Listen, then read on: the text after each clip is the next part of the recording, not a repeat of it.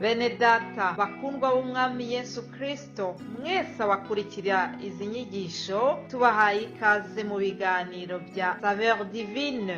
Ibi biganiro mu bitegurirwa n'abavugabutumwa bwiza batandukanye, akaba ari umuhamagaro ugendera ku ijambo ry'Imana byanditse mu gitabo cy'ubutumwa bwiza uko bwanditswe na Matayo ibice 24 umurongo wa 14. Kandi ubutumwa bwiza bw'ubwami buzigishwa mu isi yose ngo bube ubuhamya bwo guhamiriza amahanga yose, nibwo imperuka izahera ko ize. Ibi biganiro mubikurikira ku channel ya YouTube yitwa Saveur Divine. Tubifurije kugubwa neza. Imana Data ari nayo so ibaha umugisha.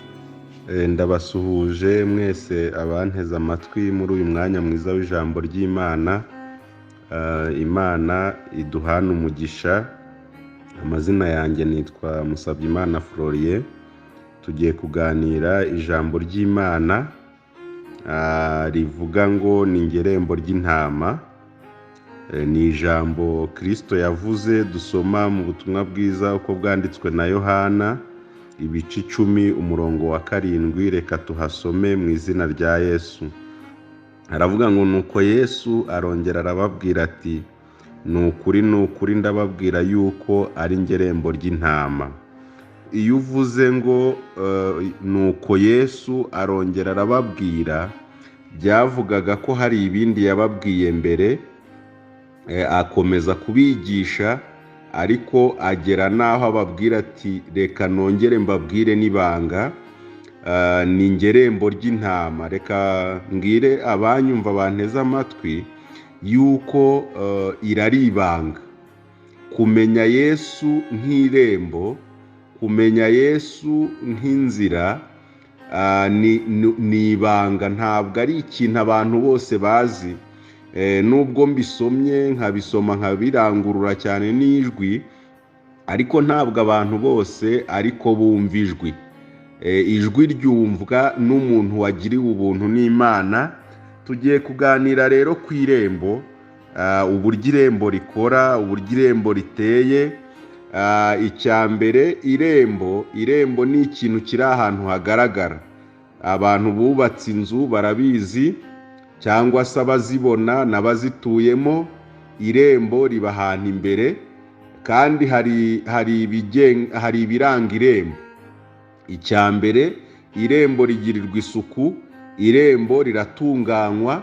Irembo ni ahantu abantu binjirira. Nta muntu winjirira mu gikari, nta muntu winjirira inyuma kiretse abajura n'abandi b'inkozi z'ibibi. Ariko umushyitsi muhire, umushyitsi w'umugisha wese yinjirira mu irembo. Nk'abanyarwanda banyumva bo barabizi, mu muco nyarwanda harimo icyo bita gufata irembo. Ni igihe umukobwa n'umuhungu baba baremeranyijwe kubana, noneho bakabwira imiryango ngo ijye kubasabira. Habaho umuhango wa mbere bita gufata irembo.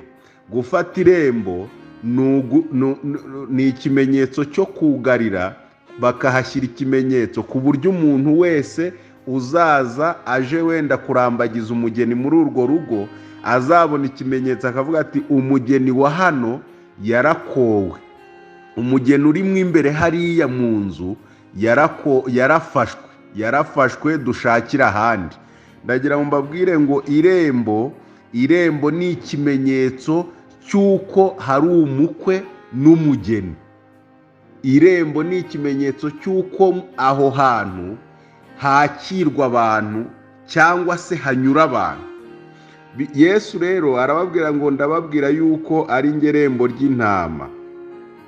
Reka noneho tuganire ku ntama, niba turangije kuganira ku irembo.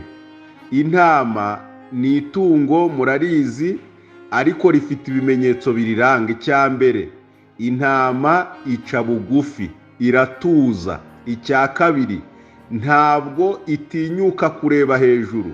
Buriya umuntu wese wimenyeho icyaha, ikintu cya mbere kimuranga ni ukugira isoni no kubika umutwe.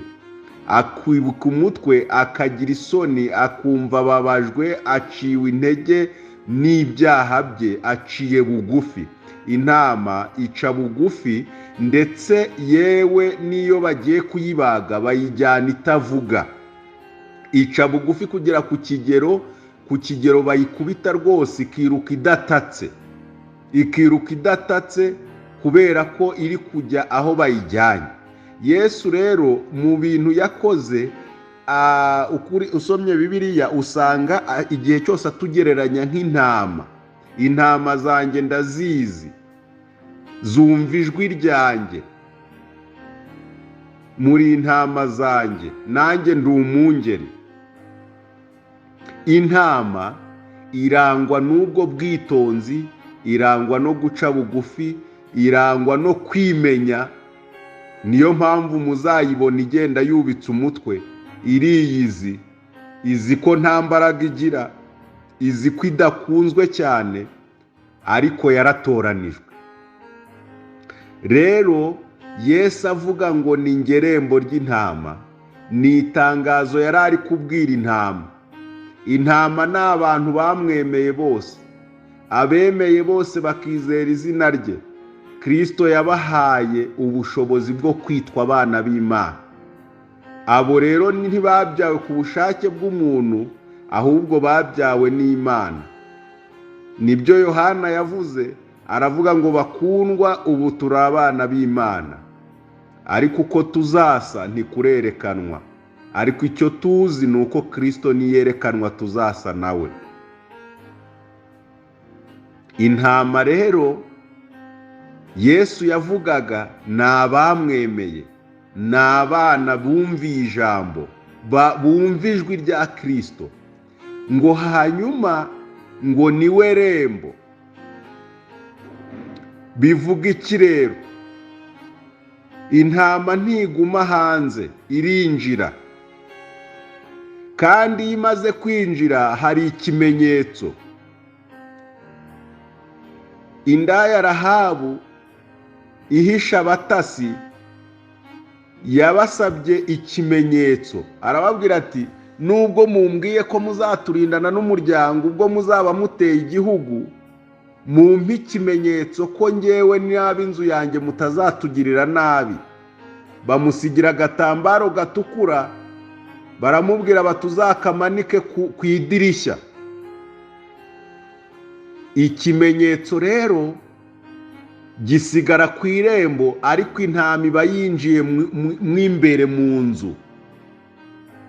Yesu rero yavugaga ko uburinzi bwonyine buri muri we. Ni ingerembo ry'intama. Ndababwiza ukuri, ni ukuri. Arirahira ngo ni ingerembo ry'intama, kugira ngo intama zitazayoba zikinjirira ahandi.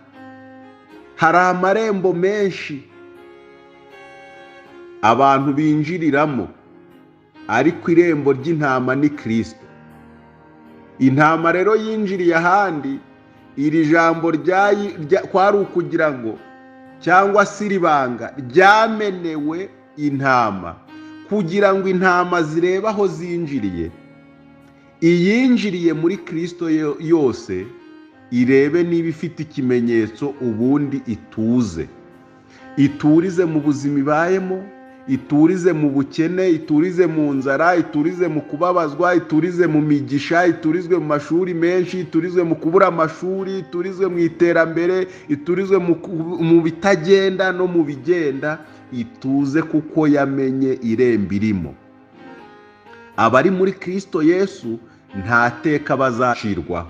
Ababwira rero iri banga, yashakaga kubabwira ibintu bigera muri bitatu ngiye kubabwira. Icya mbere kwari ukugira ngo intama zimenye, ujye wikomangaho uvuga uti ndacyari intama. Icya kabiri kwari ukugira ngo intama irebe aho yinjiye, niba yarinjiye muri Kristo. Icya gatatu kwari ukugira ngo intama ihorane ibimenyetso biranga ko yinjiye muri iryo rembo. Icya kane ari nacyo cya nyuma, kwari ukugira ngo intama igire sekirite nimara kumenya ko yinjiriye muri iryo rembo. Irembo rero ry'intama ni Kristo. Yashaka kubabwira ko nta handi kurindwa kuri, ubuzima buri, guhishwa biri uretse muri Kristo. arimo abireherezaho kugira ngo barebe irembo binjiriyemo, batinjirira mu irembo ritari ryo, kuko amarembo ni menshi ariko irembo ry'intama ni Kristo. Imana ishimwe cyane. Nari ndimo mbasobanurira kuri iri jambo Yesu yavuze, amaze kubabwira byinshi agerekaho iki ngo ndababwiza ukuri yuko ari njye rembo ry'intama. Isuzume nanjye nisuzume, urebe irembo winjiriyemo, kuko niryo ryonyine riguhesha garanti, nta kindi. Reka dusenge Imana. Mana, turagushimye kubwira ijambo, buri wese umuhe kurisobanukirwa nk'uko rivuga, kugira ngo asobanukirwe neza irembo yinjiriyemo. Tubigusabye twizeye kandi tuzi ko dushoboza gufata icyemezo nyuma yo kumva irembo turimo neza, tugahitamo niba turigumamo cyangwa niba duhindura tukinjira neza, kugira ngo tuzaraganwe nawe ubwami. Bisabye nizeye mu izina rya Yesu Kristo umwami wacu. Amen.